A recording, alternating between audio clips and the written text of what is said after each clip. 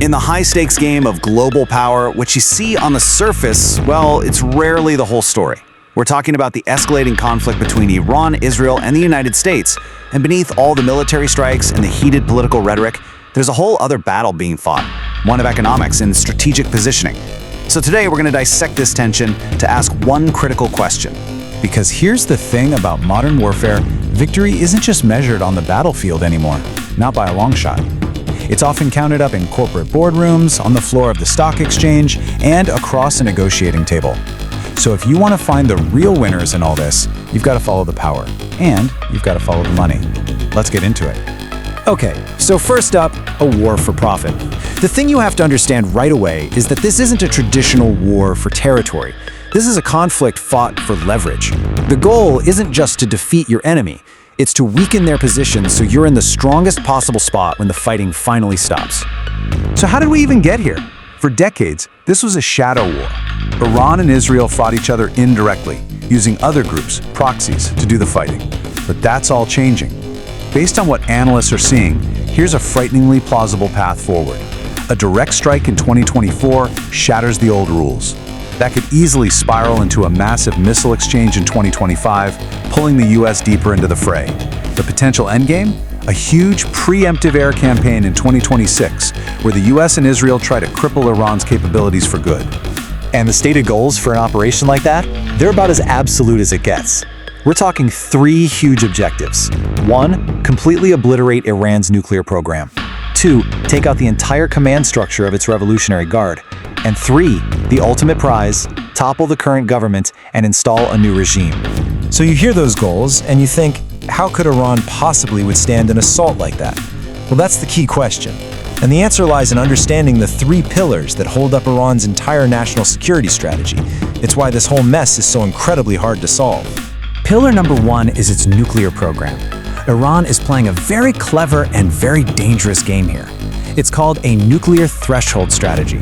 Think of it like this. They're not building a bomb, they claim. Instead, they're getting everything ready. They're mastering every single step required to build one. This gives them the ultimate deterrent, the ability to assemble a weapon on short notice if they feel their survival is at risk, all without actually crossing that final red line. The second pillar is their arsenal. Now, Iran knows it can't go toe-to-toe with the US or Israeli Air Force. It's not even a contest, so they don't try. Instead, they've poured resources into what's called asymmetric warfare. They've built one of the largest missile and drone arsenals on the planet. The strategy is simple, really. You overwhelm a billion-dollar defense system with waves of cheap, mass-produced weapons. And that brings us to pillar number 3, its network of proxies. You've heard the names, Hezbollah in Lebanon, the Houthis in Yemen. For decades, Iran has cultivated this web of allies all across the region. It allows them to project power, bog down their adversaries on multiple fronts, and apply constant pressure, all while keeping a certain distance from the action themselves. Okay, so we've talked military strategy, but that's only part of the story. To really understand Iran's power, you have to look at a map, because its greatest weapon might just be its location. And this number says it all, 20%. Let that sink in for a moment. A full fifth of the world's entire oil supply has to pass through one narrow choke point, the Strait of Hormuz. And who sits right on it, controlling the waterway? Iran. Their ability to threaten or even close this strait is like having a hand on the throat of the global economy. It's a point of leverage you simply can't overstate. And it's more than just the oil. I mean, just look at where Iran is. It sits at the crossroads of 3 continents. To its north, it's a key buffer for Russian interests. It's the epicenter of the Sunni-Shia religious divide. And it's just across the water from the wealthy, but also incredibly vulnerable economic hubs in the Gulf. This geography means that any problem in Iran immediately becomes a problem for the entire world. All right, so now that we've laid out the entire chessboard, let's get back to our central question. When the missiles start to fly, who really benefits? The answer is almost never the side with the most advanced military.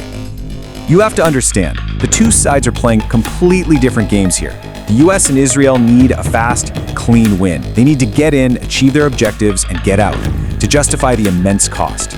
But Iran, they play a different game. Iran wins by dragging the conflict out, by making it as painful and as expensive as possible for everyone else involved. And that right there is the crucial point. In the 21st century, war between major powers is often just a violent form of negotiation. Every single strike and counterstrike is just an attempt to improve your bargaining position for the peace talks that will eventually have to happen. And that's when you start to see who really benefits from all this chaos. First, Iran profits strategically. By withstanding an attack, it proves it can't be broken and shows it can inflict economic pain on a global scale.